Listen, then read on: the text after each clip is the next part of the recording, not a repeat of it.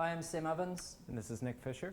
And what we wanted to do with these next few videos is go to our audience, the people that follow us on social media, receive our emails and watch these videos. We wanted to go to the audience and ask, what do you guys want to learn? So we sent out some surveys and everything, and we collected the responses. And what we've done is we've found the most popular questions that people want answered. And what we're going to do is, we've got a list of them, and Nick Fisher's going to go through them, and we're going to answer those questions for you guys so that we can help you out. So the first question we've got is, a lot of people wanted to know what I would do if I was starting over from scratch. Like if I just lost all of my money, all of my connections, all of my followers, subscribers, everything. Like we're talking a true blank slate, like a fresh start. What would I do? And so in this video today, we're going to answer that. So if you had to start from scratch, let's say no money, no connections, no nothing, and you only had 30 days to make enough money to pay rent, let's say rent's $5,000 before you got evicted from your place, what do you do starting today, right now? Well, for me, I'd probably just default to what I used to do back when that was always the case, like every 30 days. And that was, I would just look for local businesses that had bad websites or who I thought were making mistakes with their websites. And so to do that, I'd just go into Google and I'd just search for different companies like plumbers, electricians, dentists, your traditional sorts of businesses. I just search in Google and find them, and then I'd go to their websites and think, is this website like really good or is it bad? Or do I really think that this business could benefit if they made some changes to their website and updated it? So I was basically looking for people who I thought I could help. And I'd go through Google, nothing fancy. I'd just build a Google Doc or Excel file with all the companies and the links to their sites and their phone numbers. And then what I'd do is once I'd pulled together a list, I would just shoot them an email. And I'd say, hey, I took a look at your website and I think you're making some mistakes with it that is costing you business. And I think if you fix these things, you could really make more money and your business would benefit from it. And then I'd just I'd just use screen recording software to record me just like talking while going through their website, explaining the mistakes. And I'd link that video in the email. So real simple email, like 5-minute screen recording video. And I'd say, if you want my help with fixing any of these things, just let me know. So real simple. Got it. So that's the ask at the end. Everything else is just value then at that point. Well, you just want to be a few things. One is you want to just be different. So, I see a lot of people, they think, Facebook ads and things like this, they're not things to use in emergency situations. Same with like social media and, these aren't emergency situation things. They take a long time to build up and to grow into something. So when you're in an emergency situation, you need something that's going to just be like, you aim for it and it's a direct hit. So when you just find websites through Google, that's instant, it's free. And then when you send them an email, that's instant and it's free. And you're not relying on building up an audience, building up a community and authority and all of these things. It's just a direct hit. And then you want to be different too. You want to look a little bit different than all the other people that are out there shouting like, hey, I can help you with stuff. So that's where really the personal email comes in, because personal emails are rare. Most emails people get are from, automated blasts. Like it's very rare to get, just a genuine person sending you a genuine email.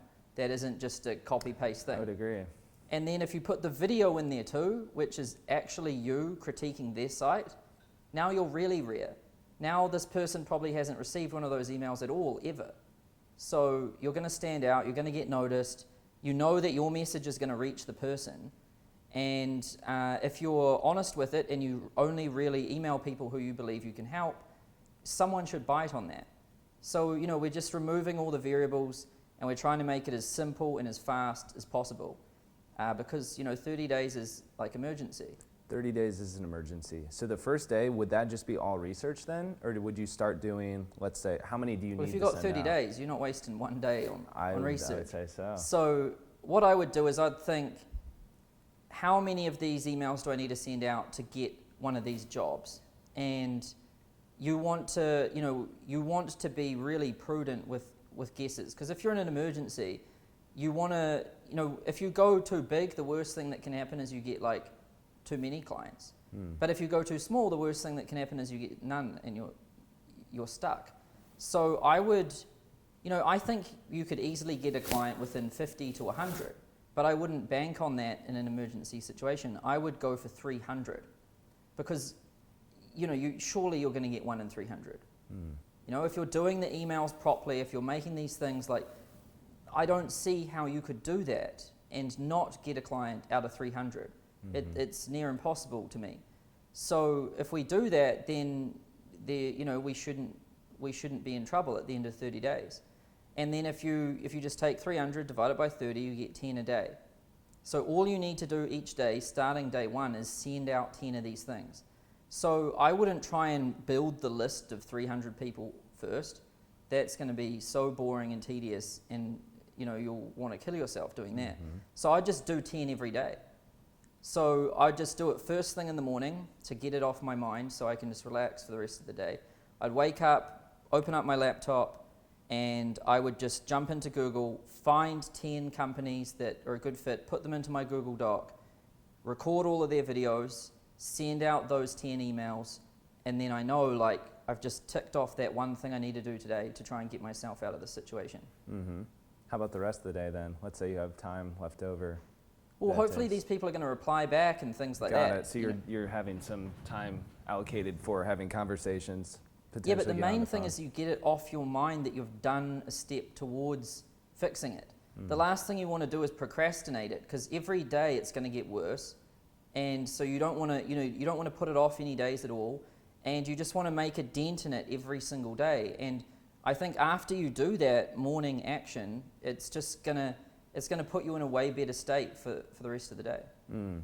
Got it. So yeah, that kind of covers, I think that's the situation a lot of people that we see, they come and they're looking at consulting or a side hustle as something that can get them an immediate result for like a short-term pinch that they're in. But then on the flip side, there's other people that were writing into community that said, I do have I have the money, like 30 days isn't necessarily a hard gap, I have to make this. They're more interested in, like, how do I make a believable plan for the next 3 years? Like, what's the formula for goal planning further out? Like, I have time to figure out my niche. I have time. I just don't have to make money. What do I do in this situation? So they're not in an emergency. Correct. They have more time to figure it out. And they just want, it sounds like a believable plan for the next 3 years. Maybe something, because maybe like something like that, they're like, oh, that's something I would burn out, It's a short-term solution. I don't even really want to sell websites, but I would for 30 days because I got to pay rent. These people are trying to find more believable plan, something they want to grow, like a business they can be proud of, essentially. Well, the believable plan comes from a test that's gotten results. So, if you've done something in a small sample and it's worked, then it could be a believable plan to really scale that thing up. So I'll give you an example, like when I first started doing, selling these websites and everything, I would be able to do like 1 to 4 a month. That was pretty much how many I could do. So then a believable plan for me for the next 2 years was, okay, well, to scale this thing up, all I need to do is hire more people. So I decided to start like an agency type business and hire people, get them in, teach them what I was doing, then they could do it too, right? So a believable plan comes from really just doing more of what's already proven to work. And I think plans aren't believable when there's no pilot test or no base test to prove, like, the proof of concept. That's really what it is. You can't build a 3-year plan off a concept that's never been proven. You have to see it with your own eyes happen at a small scale before you know that this thing can scale. And then with another example, like, being able to have a long-term vision and having the confidence to like bet big on what I've done with like consulting.com and stuff. I've invested a lot of money into it, and I would never have the confidence to pour all of that money into it and work really hard towards it if I didn't think that it was a believable plan. But the plan's only believable because it had been proven, the concept had been proven. So I started out selling, the training program to people, and it was really scrappy back then. The program was just built in Dropbox, and I didn't have a website, I didn't have anything. And what would happen is, people would email me, and I'd reply back and say, hey, I've got this thing, are you interested in it? They'd say yes or no, we might jump on Skype and talk, and then they would sign up, and they'd just send me the money through PayPal or something, and then they would sign up and I'd send them a link to Dropbox, right? That's all it was. No website, nothing fancy at all. Not even, the program was just recorded things in Dropbox. But once I had sold 12 people into that, I think we did 12 or 15 people, I was like, oh, well, this thing is proven. Now the next plan, for the next year is to build this into a proper program. Like put it into a content portal, make the videos better, give it an actual name, give it a brand and a logo, and all of these niceties which people often do first when they really should do those later. It's every time I've done the logo and everything first, the business has pretty much failed. And every time I've just forgotten about that and just built the scrappiest, most ghetto thing ever, the business has really done well, and then the polish comes over time. So I think most people there's no such thing as a believable plan. Like, you can't make a plan that's believable. The thing that makes it believable is having a proof of concept that's been proven. Got it. And then as far as like time frames on a plan, for you personally, when is too far and when is too short? Like, if you're making a business plan, do you do it by a yearly basis? Like, is a 5-year plan kind of just insane because it changes too much? Is it good to have a 5-year plan because it keeps you on a big vision? How do you feel about plans and the time lengths you should actually take action on those plans? So in the earlier days, I could only ever see like 1 year out, and even then the plan changed a lot. So I think when you're first getting started, you should think 1 year and then focus most of your attention all the time on the month and the weeks and the days. Months, weeks, days is where you're going to be operating when you're getting started, because you're just fooling yourself thinking out further than that. And your most important goal is just to survive and build up your resources. But as soon as you start getting enough resources that you're not in the emergency zone, you can start thinking out 1 year. And then as soon as you've really built up resources and things, you can start thinking out like 2, 3. And in terms of plans, when I do my like year plan, I'll just list like 5 main goals, like 5 main things I need to achieve. And then I'll kind of just chunk out different like months of the year where I'm working on different things. And that's about as detailed as it is, because things change all the time. You start working on something and then it pings over here and then there, and it moves all over the place. So it's silly to plan things out too much. And then in terms of 2 year, 3 year, 4 year, 5 year, those are just visions. So like an idea or a picture in my mind, like a mental picture of where the company and myself and the financials and everything might be. There is no plan out there, because the plans change in the month. To make one out 5 years is just stupid. It's going to be it is a lie, because I don't think anyone would ever plan out their 5th year and have things happen like that in their 5th year. So to me, it's pointless. Has your goal, did you ever have like a 5-year plan when you were getting started? And if you did, what was like one crazy vision or goal that you had then that like completely doesn't matter to you now at all? Like, is there anything you were thinking about when you first started out? You're like, I definitely want to do this. This is my vision. And now you're like, that was naive, or I was thinking too small. Maybe I was thinking too big. Like, whoa. Well, yeah, like when I started my first businesses, like my very first one, Promote Yourself, which is like an online job board, I thought that would be all I was doing for the rest of my life. and I was thinking about how that might change and develop and all of these things. But then the business turned out to fail and not work. So then obviously, you know, that got completely moved out of my vision. And then I moved on to the next thing, and then that became my vision. And so yeah, it's changed a lot.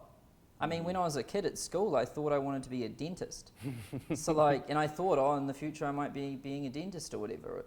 Then when I wanted a job, I thought, oh, I'll just be working in a corporate. You know, like it changes all the time, and it's kind of hard to explain because you only want to really commit and focus on one thing and just block everything else out once it's like proven to work really. And it might just be proven at a very small scale, but you just want it to be proven so that you know that you're putting all of this effort and focus and attention into something that's actually going to do something. It's just hard to believe that when you haven't seen any sort of feedback from the market. Right. Like a good example might be like Michael Jackson. If you watch like documentaries on his story, which is really interesting. You know, early on when he was a kid, like 5, 6 years old, he was winning like school talent shows and stuff, right? So this is good feedback for him that he's pretty good at this, and that if he keeps putting in more effort, if he keeps doing what he's doing, just in larger and larger quantities and scale over time, then he's going to be good at it. It's going to be a success. So until you really find that thing that's given you that feedback, you don't want to be too just focused on one thing. You've got to be open to other ideas and experiment and things like that. Got it. Cool.